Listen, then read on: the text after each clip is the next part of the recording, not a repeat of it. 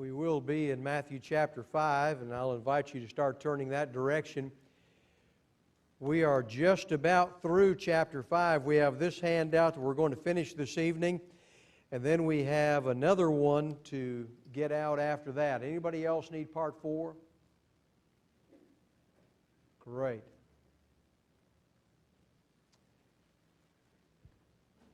We are in Matthew 5, verses 33 through 37. I made a note to myself, a sticky note, and put it on top of my paper tonight. Arranging these lessons, Matthew 5, I wrote up a long time ago. What I have found that works out well for me in my studies, because if you have 2 sermons a week and 2 Bible classes a week, it is impossible for me to turn out 4 lessons a week. I can't do it. There's too much study time involved in it, and then writing it up and getting it ready. So I will have time to do 2 sermons and work on 1 Bible class. So that's pushing it. And so what I like to do is to get through, if I know I'm going to be teaching Matthew, to get through Matthew and then teach that while I'm working on my Bible class for Sunday. And then work on my Sunday Bible class and try to get all the way through that. And then when I run out of Matthew, then I've already started working on the next lessons for Wednesday evening. So I try to get that far ahead. What I'm telling you is, sometimes I don't think about how that's going to work out with sermons. And sometimes it converges in odd ways. And so I'm looking at my sermon for Sunday morning. I'm looking at my class for Wednesday night that I prepared months ago. And I'm finding out that this section of the Sermon on the Mount is coming up in the sermon. This Bible class is coming up in the sermon. But it's coming up in a way that I hadn't thought about it pertaining to Wednesday night class. If you're in this section on taking a vow, taking an oath that we're in tonight, you will have a leg up on everybody who's not in this class when it comes to the sermon Sunday morning. You will have a head start. And so I guess that's a plus. We'll find out when it comes to Sunday morning sermon. So now we've got our papers handed out. If you needed one, please follow me in Matthew 5:33 and following.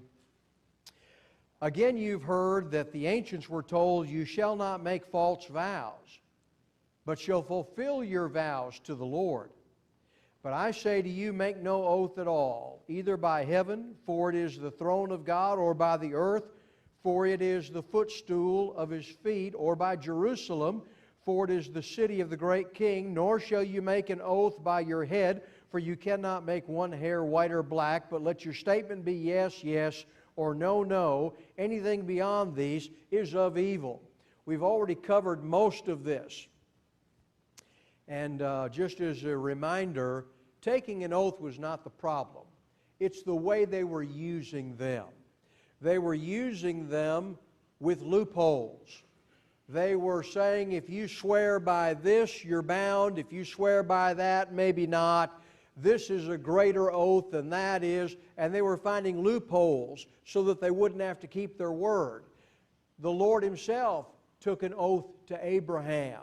We find in the Old Testament sometimes an oath was required by law. So taking an oath was not the real problem. It was their dishonesty in manipulating an oath to be dishonest.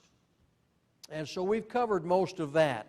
It's about telling the truth. And we closed class last week with this thought, that we also don't want to go to the other extreme of just blurting out everything on our mind in the name of truth-telling.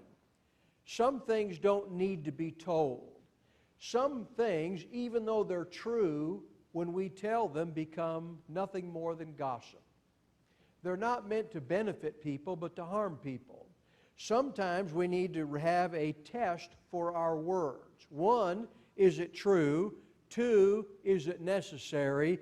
3, is it kind? Is it beneficial? And a fourth one might be, is it timely? The Lord told the disciples once that in John 16 that He had many more things to say to them. Now isn't the time. But after He ascended and the Holy Spirit was sent to deliver to them all truth, He would tell them about those things that it wasn't timely when Jesus was with them. They wouldn't understand it. So put your words through a test. Is it true? Is it necessary? Is it kind? Is it beneficial? Is it timely? And the one thing we closed with last week that's always appropriate is the sharing of the gospel. That is a truth that is necessary. And it is kind. And it is timely. Sometimes we let time slip away from us. And someone that we could have had an audience with to tell them about the gospel of Christ, they may move to a different place, the door may be shut, or they may pass away from this life, and it's too late. So the gospel is always appropriate truth to tell, and it's unkind and destructive to withhold it. Sometimes we do withhold it because we're afraid of the kind of reaction we might get. We cherish a relationship more than we do the saving of the soul. And so we need to think about how necessary that is. There are some applications about honesty that I thought about, and this is going to get some different responses, maybe. Do you like to do business with members of the church?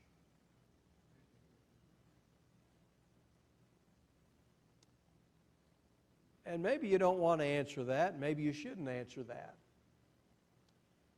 But I know a number of people who shy away from doing business with members of the church. And the question is, why would that be the case? Why wouldn't we have more confidence with each other? That if a member of the church is in a business and I need that service, why wouldn't I go to them? Why wouldn't they, above all people, keep their word to do what they're telling me they're going to do? And why would I be fearful of raising my hand and saying, whoops, we made a mistake here, this isn't right, and expect them to honor their word and their quote without there being a problem created in the Lord's church over it? When we talk about keeping our word and being people of integrity and honesty, and you ask a question like this, a lot of people feel like that's a very loaded question. I'd rather not answer that. I told you before, I knew a man in the church who had transmission trouble. He took it to a mechanic in the Lord's church who specialized in that. He never did fix it right. And this man I'm talking about ended up just selling his vehicle and buying another one because it just wouldn't run right. But he didn't want to cause a problem in the Lord's church over it and was afraid it would create a problem. Why would it if we're people of our word? And what that means is I'm willing to even suffer a loss in order to hold to my integrity and keep my word about something I said I would do. If I said I would do it, I need to do that. There are some things that might come up that would prevent me from that. We talk about illness and injury and strange things that happen that might keep me from something, but the idea is that if I said I'm going to do something, I ought to do that. And if it ends up costing me in a way that I didn't expect, then I should be willing to suffer that because I gave my word about something. So when we ask a question like that, and the first thing you do is get people to put their head down and smile a little bit and go, man, that can be a loaded thing. Well, let's be people of our word and bend over backwards to treat each other right, even if it costs us in ways that we didn't expect. It shouldn't be hard to find people in the Lord's church who will do what they say they're going to do. There is a little parable that's told in Matthew chapter 21, verses 28 through 30. And it's posed this way. What do you think? A man had 2 sons. He came to the first and said, "Son, go work today in the vineyard." And he answered, "I will not." But afterward he regretted it and went. And the man came to the second and said the same thing, and he answered, I will, sir, but he did not go. Who was that? Who did that represent? I will, sir, but he didn't go. Who did that represent? That's the Jews, the Jewish leaders. The other side of that, the other son who said, I will not, that was also about the Jews. And these would be considered the harlots and the tax collectors and people of that class that were shunned by the other Jews, like the Pharisees. They would shun them. They're not worthy, and they were outcasts. I will not, but later regretted it. And then you have men like Zacchaeus who are climbing a sycamore tree to do all they can do just to lay eyes on Jesus, much less to expect Jesus to come to his house that day and offer him salvation. He was ecstatic over that. But there were Jews who pretended to be religious and said, I'm going to do what the Lord told me to do, and pretended to do that, but they didn't do it. And Jesus in that parable was correcting them for that. They were not people of their word given to God about what they said they were going to do or even pretended to do. It's hard sometimes to be honest in life because of what it might cost. Sometimes it's hard for us as parents to be honest with our children. We kind of like our kids to like us. And we like things to go smoothly in the home. And the older they get and the bigger they get, the more the kickback can be sometimes. And we like to have a good relationship there, and maybe we won't tell them some things that they need to hear because it's going to cause some trouble. Sometimes we have trouble telling ourselves the truth. James 1 talks about being a doer of the word, not just a hearer, and we end up deluding ourselves, deceiving ourselves, not telling ourselves the truth about our relationship with God and our eternal eventual outcome. It's hard even to tell ourselves the truth sometimes. Being honest, though, is not just about telling people about things that need to be corrected. Sometimes it's about telling them about things they've done well. That's also part of telling a needed truth. If you find yourself always being critical, especially of a person, if you have somebody in your mind that you put a target on their back, they have a target in your mind, and all you ever say to them is correction, correction, correction, this is wrong, that's wrong, the other thing's wrong, and you're saying, well, they need to hear this truth. What about the things they do well? And if in your mind they never do anything well, that's not the truth. Sometimes we get clouded over and put a target on somebody. And all we ever do is criticize. It can be in our home. It can be in the Lord's church. It can be at work. We need to rethink about the truth that we think we're telling. And remember, it's not just about correcting. It's also about saying when something is well done.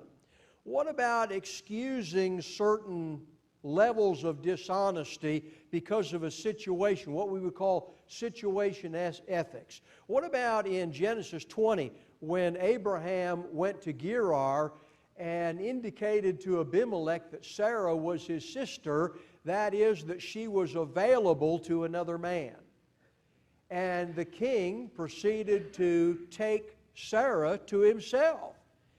Abraham was excusing that as maybe what we would call a white lie. Saving his own skin with this sleight of hand dishonesty. Was that excusable? Was it permissible in a thing that is called situation ethics? Was it a white lie? Is there such a thing? Well, I wonder what it was to Sarah. I wonder how she perceived it when she was getting taken to his harem. I wonder what that felt like to her. I wonder what it felt like to Abimelech. No, I don't have to wonder what it felt like to Abimelech because Abimelech tells us what it felt like. Later in verse 9, he said, "You've done to me things that ought not to be done." Isn't that a shame that a child of God has to hear that from an unbeliever? You've done something so wrong to me. You've done something to me that ought not to be done. He's hearing that from an unbeliever. And here Abraham is a child of the faith. And he's being reprimanded by an unbeliever. You've done things that ought not to be done to me. Why'd you do that? I don't understand. And so this supposedly white lie was not really a white lie at all. It depends. Are you Abraham, saving your own neck? Or are you Sarah, who's going to get abused? Or are you Abimelech, who's going to suffer, you and your kingdom, because of what Abraham said? Well, sometimes our perspective is not all there is about some things that we're dishonest about. Sometimes Gwen will ask me about a dress. How you like this dress?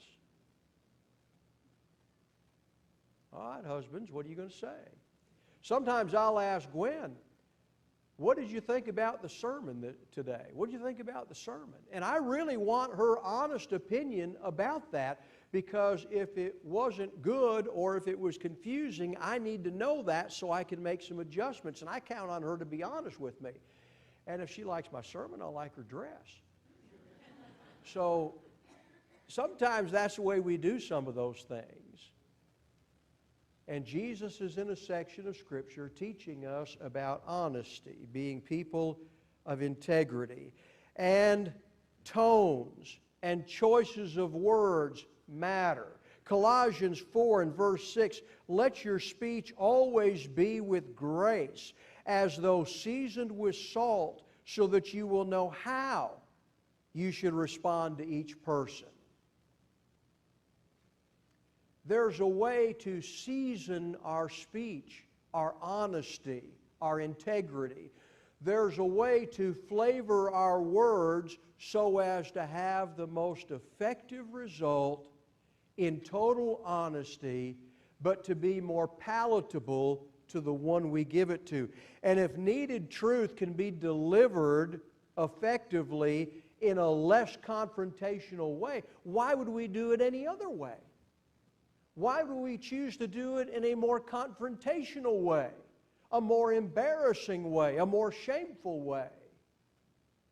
Don't just say everything on your heart or mind in the name of truth. But let's think about how we're delivering that. Assemblies are meant to be positive and uplifting, but sometimes they need to be warning and giving out correction and admonition. That's also part of the assembly. Opinions and preferences are not the standard by which we criticize other people. Sometimes those things are better kept to ourselves than to create my personal standard as something else that another needs to observe to make me happy. And some things are better discussed in private than they are in public. And that's just plain kindness when we do that. We cannot communicate God's truth through less than honest lives. Truth and honesty is one of the things that God is all about. In John chapter 8, verses 31 and 32, so Jesus was saying to those Jews who had believed Him, "If you continue in my word, then you are truly disciples of mine, and you will know the truth, and the truth will make you free." And in John 14 and verse 6, Jesus said, "I am the way and the truth and the life." Truth is one of the things that God is all about. And the Lord's church needs to be a refreshing oasis of truth in a world parched by its games of dishonesty. I've often liked the phrasing, and I think if I ever get business cards printed again, I may put this on my business card. Friendly people sharing God's truth. That's who we need to be. But truthful is what we should always be. All right, that finishes this lesson. Are there any other comments on this before we move to the next? I do have another handout. If I can get a couple of guys up here, we will get those out as quickly as we can. Thank you again.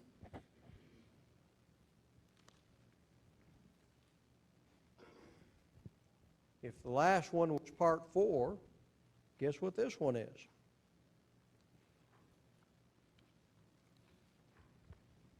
We are entering the last section in Matthew chapter 5. We still have chapter 6 and 7 to go in the Sermon on the Mount. This all started in Matthew 5 and verse 20. Unless your righteousness surpasses that of the scribes and Pharisees, you will not enter the kingdom of heaven. And then Jesus is giving a series of illustrations about how our righteousness needs to exceed that of the scribes and Pharisees. And he does that with this phrasing that comes up in every one of those illustrations, maybe not exactly this way, but along these lines. You have heard that it was said by the ancients of old, you have heard that it was said, but I say unto you.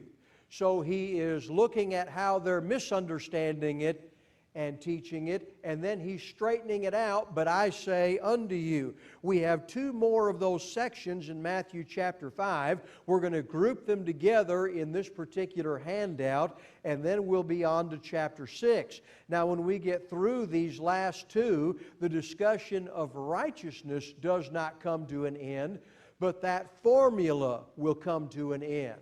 You've heard that it was said, but I say unto you. We're still going to be talking about righteousness as God expects it when we get to chapter 6. These last 2 sections, you're going to notice one beginning in verse 38. You have heard that it was said, an eye for an eye and a tooth for a tooth. And the other one, that one is about retaliation. And then you have your last one beginning in verse 43. You have heard that it was said, you shall love your neighbor and hate your enemy. That's about how we treat our enemies. So one is about retaliation, and one is our concept of an enemy and how they should be treated. So we're going to be looking at that in this handout that you've just been given. I can't remember where I heard this next story from. I wish I could remember the preacher's name who told it. It's been so long ago, and maybe somebody looking at this on YouTube is going to say, well, I know where that came from. It was such and so. Well, I wish I could remember because it was a funny story. And it has to do with retaliation and what we're talking about. The story is about a little boy. He was 5 or 6 years old. And he was from a small town, and he went to the big city where his aunt lived, and she was going to show him a good time. She's going to take him to the movie theater to see Peter Pan. And she bought him a Coke, and she bought him a laser gun. And the laser gun had 5 settings on it. And as you went from level 1 to level 5, it kept increasing in its power. So he was always careful to use level 1 because he didn't want to melt anybody. He's 5. So there they are at the movie theater. It's intermission time, and the aunt decides, well, he probably needs to use the restroom. Well, what do ladies do when you have a little boy 5 years old and he needs to use the restroom and you're in a strange place like this? What do? You take him to the ladies' restroom. So she takes him into the ladies' restroom. He probably didn't think too much about it until he's in there, and all of a sudden this little girl with a big mouth starts yelling, there's a boy in the girls' restroom, there's a boy in the girls' restroom. And all of a sudden he looks around, there's all these Amazon women surrounding him, and this little girl's still yelling at him, and he starts to panic, doesn't know what to do, pulls out his laser gun, punches 5, and shoots her. And later said it was one of his greatest regrets is that he didn't stick around to watch her melt. Well, what do you do when someone's mean to you? What do you do when somebody embarrasses you and they shame you, or they verbally attack you, or they do something even worse and it really leaves a scar with you, and it becomes a very touchy thing. A number of you have asked me about a scar on my forehead. And those who have asked, I've readily told you when I was 4 years old, I was in a car accident. I wasn't driving. I was sitting on my mom's lap. And it was a 1950-something Chevy. And those of you who know what they were like, they had metal dashboards, and they had a different kind of windshield than we've got today. They broke. And I was sitting on my mom's lap, and we hit a big dump truck in an intersection. And I flew right out of my mom's arms, and I hit that windshield, and it cut my forehead, and it basically scalped me at 4 years old. And so that's what that scar is. Now, it doesn't look as big today as it did when I was 4 because my head's swollen up. But that's not the thing that hurt me. I got over that. The thing that hurt me was on my ankle. And there's just a little scar, and maybe you can see a faintness of that if you can see anything at all today. But for years and years and years, that tiny little scar on my ankle was just so painful. And I don't know if it's where they gave me an IV. I don't know if they do that in a little kid's ankle, or I don't know what that was, but it was there. And it was the touchiest thing, and it nicked a nerve. It did something to a nerve in my ankle. And walking along as a little boy, I remember that I used to smack that spot on my ankle with my other shoe when I'd walk. I did that a lot. And it would drop me to my knees. It would double me up. It hit that nerve, and it was so painful, and it stayed raw for so many years. That was probably 10 years or more of going through that. What about when something's touchy like that? Somebody has done something to you in such a way that every time that nerve is touched, every time you see them, it's that touchy thing that just shoots that irritation through you. How is a Christian different than other people when it comes to that sort of thing? Verse 38. You've heard that it was said, an eye for an eye, and a tooth for a tooth. But I say to you, do not resist an evil person. But whoever slaps you on your right cheek, turn the other to him also. If anyone wants to sue you and take your shirt, let him have your coat also. Whoever forces you to go 1 mile, go with him 2. Give to him who asks of you, and do not turn away from him who wants to borrow from you. You have heard that it was said, usually connects to some Old Testament teaching, something that they've distorted along the way, misunderstood, and then passed on orally through their teachers. And I'm asking you, can you figure it out? Can you figure out how they distorted it? You've heard that it was said, an eye for an eye and a tooth for a tooth. What does verse 38 sound like? Just with a surface reading of that verse, how are they using it?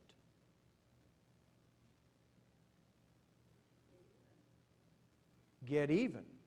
It is a cause for retaliation.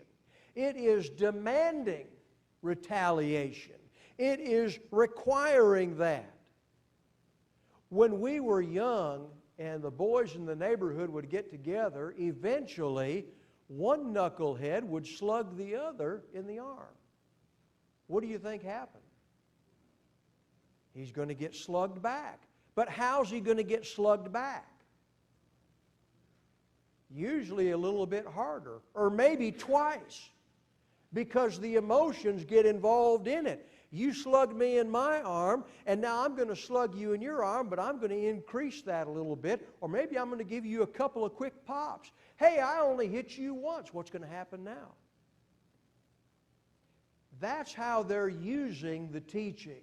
You've heard that it was said, an eye for an eye and a tooth for a tooth. It's a reason to retaliate, and it gets out of hand, and there's a way to look at that text that actually removes the emotions that go too far. This is meant to be, in the Old Testament setting, a text about justice. What is the right thing to do? Not what do I feel like doing, not a vigilante response, but as a matter of what is just and fair and righteous, and to prevent people from doing otherwise. Now, we'll develop that in just a minute. You're going to have some cross-references, at least one there, if your Bible has those, at verse 38. And I'd like to just follow that. And the one that I'm guessing you have is one that goes back to Exodus 21. Anybody have anything to Exodus 21? Most people do. Okay, let's go back there. Let's go back to Exodus 21. And what else? And verse 24. Exodus chapter 21 and verse 24. And it's going to be important to actually open up to that and look at it, because I want you to look at things around it. So here you are in Exodus chapter 21, verse 24 and 25. Eye for eye, tooth for tooth, hand for hand, foot for foot, burn for burn, wound for wound, bruise for bruise. And it sounds just like what Jesus is referencing there in Matthew chapter 5 and verse 38. But I want you to look at what's going on around it. In my Bible, I have at verse 12 a heading that's been supplied by the translators. Personal injuries. Do you have anything at verse 12 like that? Nothing. Some Bibles will put headings in like that to give you an idea of what's in the next paragraph. It's supplied there by the people who printed this particular version of the Bible. Kirk, you had something?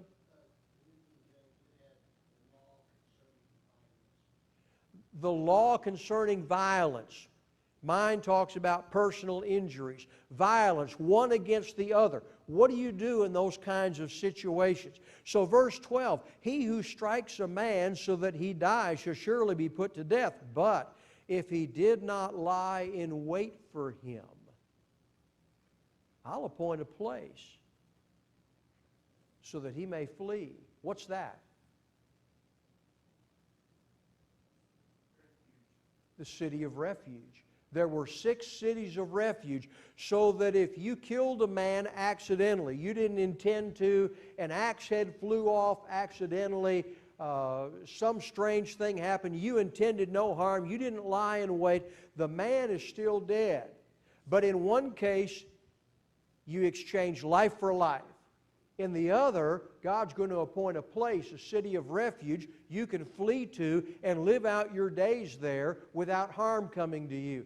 So it's not exactly eye for eye, tooth for tooth in that situation. Look down at verse 15. He who strikes his father or mother, what's going to happen to him? He'll be put to death. That's not exactly eye for eye, tooth for tooth. Verse 16, he who kidnaps a man, going to be put to death. That's not exactly eye for eye, tooth for tooth. 2 men quarrel. One strikes another with a stone or with his fist. And this is just this sort of flare-up of anger. And he strikes him, and he doesn't die, but he remains in bed. Verse 19, if he recovers, the man goes unpunished, but he's going to pay for his loss of time and take care of him until he's completely healed. That's not exactly eye for eye, tooth for tooth. If you just keep reading, you see that over and over and over again. It's not exactly this for that, eye for eye, tooth for tooth. There are qualifiers in there, and what if this, and what if that, what is fair? Now, what do I feel like doing? What do I feel like doing? In one of these, there's 2 men struggling, and a pregnant woman is there, and she gets struck in the process as a bystander, and she gives birth prematurely. But everybody turns out okay. Now, if you're the husband of that woman, what do you feel like doing? it's not exactly eye for eye and tooth for tooth in this passage. And they pulled one verse out in Matthew 5:38, and they were using it as a demand to retaliate and let that emotion and let that vengeance come out. You have to do it. And that's not the point of the text. It's about what is just and what is fair. You're going to find it again in Leviticus 24 and verse 20. But again, it's part of a bigger issue. A man blasphemed the name of the Lord, and they're holding him in custody. Nobody's ever done such a thing. Wouldn't you love to live in a place where nobody had ever blasphemed the name of the Lord? First time it happened, coming out of Egypt, and they didn't know what to do. And so they're holding him in custody and waiting for the Lord to reveal what should be done. And Moses said, all right, we need witnesses to verify this, and if he indeed blasphemed the name of the Lord, then he's to be put to death, stoned to death. But there's a larger discussion in there about justice, about righteousness, and about now the holiness of God. The punishment, the discipline is appropriate. It has pause. It has patience, it has concern, purpose that goes beyond a knee-jerk reaction and the emotions of a person. They were not understanding that as Jesus is correcting it in our text. We find it again in Deuteronomy 19. Was that the first buzzer I heard, by the way? Okay. Deuteronomy 19, beginning in verse 18. The judges shall investigate thoroughly, and if the witness is a false witness, and he's accused his brother falsely, then you shall do to him just as he intended to do to his brother. This is like Haman in the book of Esther. Thus you shall purge the evil from among you. The rest will hear and be afraid, and will never again do such an evil thing among you. Thus you shall not show pity, life for life, eye for eye, tooth for tooth, hand for hand, foot for foot. If you bear false witness against your neighbor and are hoping this is the outcome of it, and this is what's going to happen to him, and it's found out, then what you had planned for him will be done to you. So that's another occasion where that phrase comes up. It's about justice. It becomes a teaching moment. It protects a community from that kind of behavior. It enforces that actions we take are attached to consequences, but it's not always literally an eye for an eye and a tooth for tooth, but it is fair compensation, and it has accountability. We are held to accountability. I need to pause there. I'm not going to be able to get into the next section of this. The buzzer's going to sound on us. But I want you to think about what's accomplished in that Old Testament teaching. And then how Jesus starts teaching, and He's teaching something very different. But I say to you, do not resist an evil person. Really? Would you search that out for me? Is that an absolute thing? And what does the word resist mean? What would be another way to translate the word resist? Are we never to resist anything? Or is there more to it than that? So we'll pick up with that thought next week. Bring your handout back with you, and we'll finish out this particular handout. We are dismissed. Thank you.